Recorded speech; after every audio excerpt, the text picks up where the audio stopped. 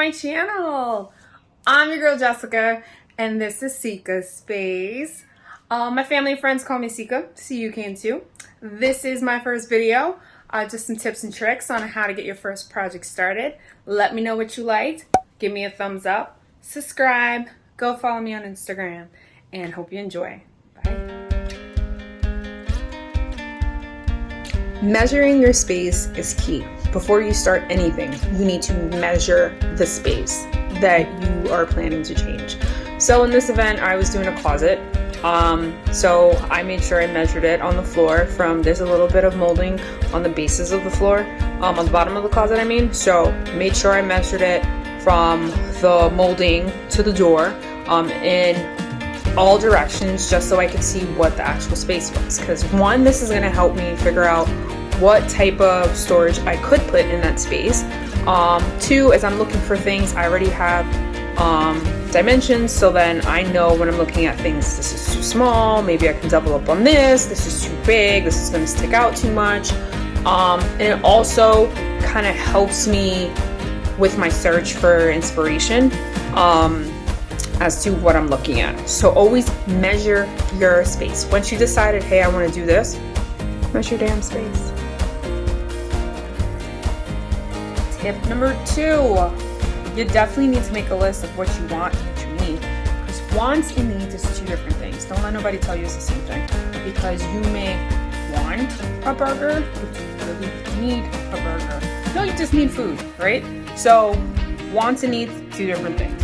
So if you've identified, all right, we're gonna go back to the closet because this is what the whole video is about, that you have a lot of shoes and you plan on getting more shoes. You love shoes. You wanna see your shoes, right? So you have a want because you want to display your shoes because you love seeing it.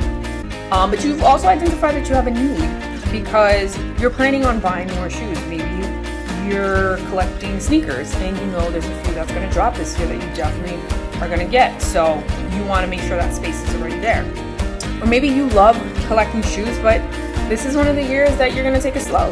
You're not going to go and add to that collection. So you want to display your shoes, but you don't really need the additional space for the future. So that kind of helps you put into play how you should design the space. Researching your design or just trying to get inspiration, that is like the most important thing. Listen, we all feed off of each other's ideas. Anybody that said, I'm the first person that came up with this, I'm sorry, you are not. Someone else came up with it, or someone used it to a certain degree, and you're just putting your own twist to it. So I love going on Pinterest, or even scrolling through other social media handles like Instagram, TikTok. You'll find a lot of good inspo, watching things like HGTV shows, because you'll see a lot of design inspiration and you'll be like, oh, I like this, or I like this color palette that they use, or I like the fact that they use these type of hangers since we're talking about a closet, or I love the fact that they really highlighted this person's hat collection. So always research inspiration because that will get your mind started and it will allow you to really see what you can implement in your own space. Remember, it's not always going to be 100% what you want. It just needs to be a space that you look at and you're like, I did this and I kind of love it. It's dope, right?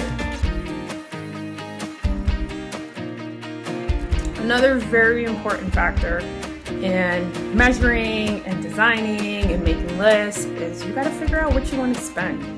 You can't live a champagne life or design a champagne room if you literally have a bottled water budget. Like, it just doesn't make sense, right? So one, figure out what you're comfortable spending and what you want to spend, and then two, you can start looking for things that will fall within that budget. And just keep in mind, more expensive does not always mean the best.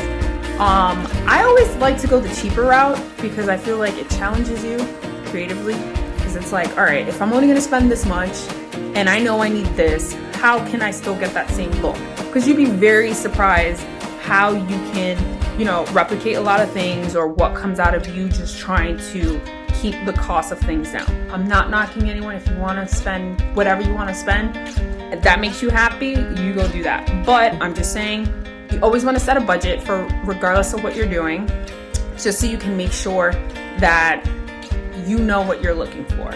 And it also helps you with what the next tip is. My next tip that goes hand in hand with setting a budget is literally right in front of you. Look around your place. I'm sure there's things that you can use, or things that you haven't used, or things that you're not really getting the best use out of. I always love repurposing things. So definitely look around your house, see what you can use for the space that you're designing, because then that will help your budget. May help you get other decor pieces, may help you splurge on other parts of what you're looking to get. So definitely do a roundabout in the house. See what you have lying around. See what you're not using the best way, and see if you can incorporate that, so then that can help your budget, and so you can get more out of the space that you're trying to build. Now, this tip is kind of self-explanatory, but I still gotta share it, put it in your head. Use all the available space that you have. We are so easily drawn to just what's in front of us. If I see a shelf, if I see a bar, like that's all I have. No, there's plenty of options out there to add additional space or utilize things differently, to go up, to go farther out, to put over, so you can put under. Definitely use all of the available space that you have. I would definitely be showing you the difference between how the closet previously was and how I was able to utilize the space more correctly.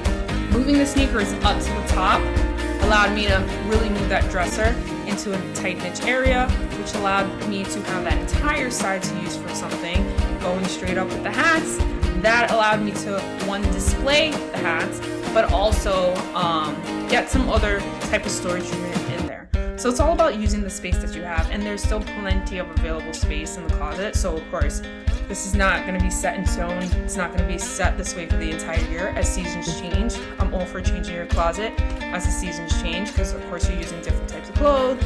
So there's more space to play with in the future. So just remember, always use all the available space. Think up and under. Now, you've designed, you look at some inspiration, you've made a budget, you went out and bought some stuff, you did your research, you've done all the previous tips. Now what's left, right? You gotta actually do it and set it up.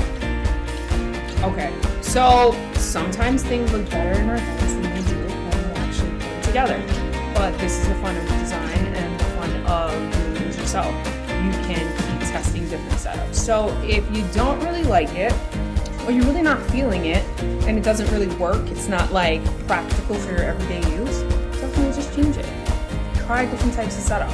If you're not getting that wow factor, or I'm feeling this, or I love it, one of those three, then that means you gotta redo it because it's not working for you. So try different setups. Now, last but definitely not least, is actually one of my favorite parts, is getting the perspective of others. I feel like we're always doing things looking for, not validation, well, I guess you can say validation, but we like to know that what we visualize, what we put effort into, that it's also, received the same way to others. So I always say, go get someone else's perspective. They may see something that you don't see, they may suggest something that you could potentially like, bouncing ideas off of each other. So I always run my ideas and my plans with my friends just to see how does this look?